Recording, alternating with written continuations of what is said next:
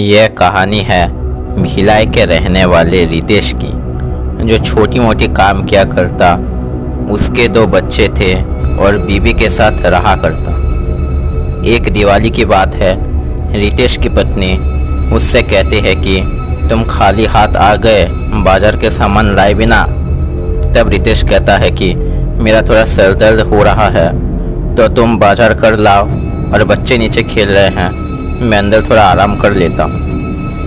अब रितेश की पत्नी बाजार कर जब लौटती है तो रितेश उसके पत्नी का गला दबाकर जोर जोर से चिल्लाता है, मानो 10 जन उसके अंदर से एक साथ आवाज़ कर रहे हों। सब सुन रितेश के किराए मालिक और अन्य रेंट पर रहने वाले वहाँ पहुँच जाते हैं, लेकिन कोई भी रितेश को शांत नहीं करा पाता। अब कुछ देर बाद जब रितेश फिर से अपने पहले हालात में आता है तो उसकी पत्नी अपने सास को बुलाकर कहती है कि वो अब इनके साथ और नहीं रह सकती और मेरे बच्चे भी खतरे में हैं, और अब तो घर मालिक भी घर खाली करने को कह रहे हैं। अब वही रितेश की माँ के साथ उनके 2 भाइयों में से सबसे छोटा भाई भी वही आया हुआ था, और वह कहता है कि कोई बात नहीं, हम मिलकर हमारे घर चलते हैं।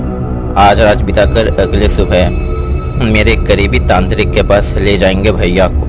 अब रितेश के छोटे भाई आंसू के घर पूजा और उसके साथ सोई हुई होती है, एक चारपाई में तो दूसरे में आंसू और रितेश। अब पूजा अपने सास को अपनी कहानी बता ही रही होती है कि अचानक आंसू अपने बड़े भाई को ऐसा धमकाता है मानो आंसू रितेश का बड़ा भाई हो, और पूजा और उसकी सास घबरा जाते हैं कि रितेश का दूसरा भाई उन दोनों को बांधकर तांत्रिक के पास ले चलता है।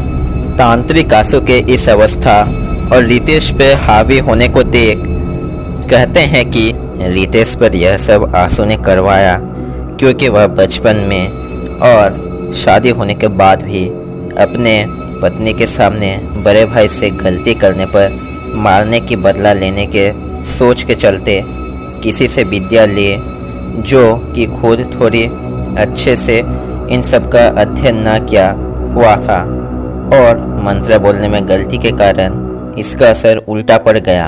तांत्रिक रितेश के भूत तो उतार लेते हैं, लेकिन आंसू में 7-8 शक्तिशाली भूत सवार थे, जो तांत्रिक कहते हैं इसका हल मेरे पास नहीं है, अब मरना ही इसके नसीब है। अब सभी लोग घर में आ रहे होते हैं कि आंसू अपने माँ से कहता है, तुमने अपने बड़े बेटे को ठीक कराया, लेकिन मुझे नहीं करा ना, देखना अब मैं कैसे उसके रास्ते पे ले आता हूँ। इसके बाद से रितेश कोई भी बिजनेस या कोई भी जॉब करता तो कुछ दिनों बाद सब ठप हो जाता, लेकिन इस बार आंसू अपने माँ को कहता है कि देखना अब मैं ऐसा मंत्र करूँगा कि तेरा बेटा मर जाएगा। यह कहकर वह गेट बंद कर अपने कमरे में मंत्र पढ़ने लगता है और बाहर उसकी माँ रोने लगती है। लेकिन एक दिन बाद भी जब आंसू नहीं निकलता तो उसकी माँ गेट तुड़वा कर देखती है कि आंसू ने फांसी लगा लिया। यह उल्टा इसलिए हुआ क्योंकि आंसू ने मंत्र पढ़ने में गलती कर दी। अब आंसू की क्रियाक्रम कराने उसकी माँ जब रितेश के घर गई तो उसकी बहू से कहने लगती है, अब क्या होगा तेरे पति का, बचा पाएगी अपने पति को, क्यों मारी मेरे बेटे आंसू को, अब देख मैं क्या करती हूँ तेरे साथ। अब पूजा की सास हद पार कर देने पर वह उसको बांधकर तांत्रिक के पास ले जाती, लेकिन तांत्रिक कहते हैं कि आंसू के चल बसने के बाद सारे भूत इनको बस में कर लिए हैं, इसीलिए इसका तोड़ मेरे पास नहीं है।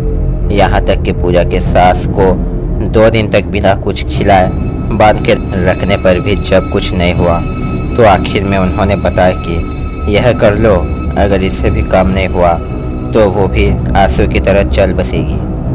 अब तांत्रिक का तोड़ ये था कि सास रहने वाले घर को पूरा तोड़कर उसके नींव से एक चीज़ निकाल कर फिर से वो घर बनाए।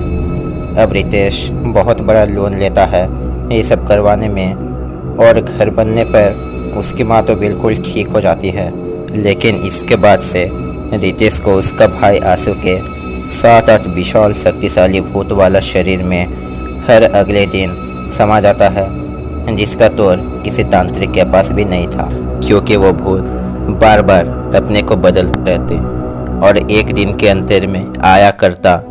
और इसी के चलते जिस दिन भी वो भूत रितेश को वश करता, पूजा और उसके सास पहले से ही रितेश को बांध देते। इसलिए तब से लेकर आज तक रितेश एक दिन आम इंसान और एक दिन राक्षस जैसा व्यवहार करता। और इसी कहानी को 14 साल हो गए, रितेश अब भी वैसा ही है।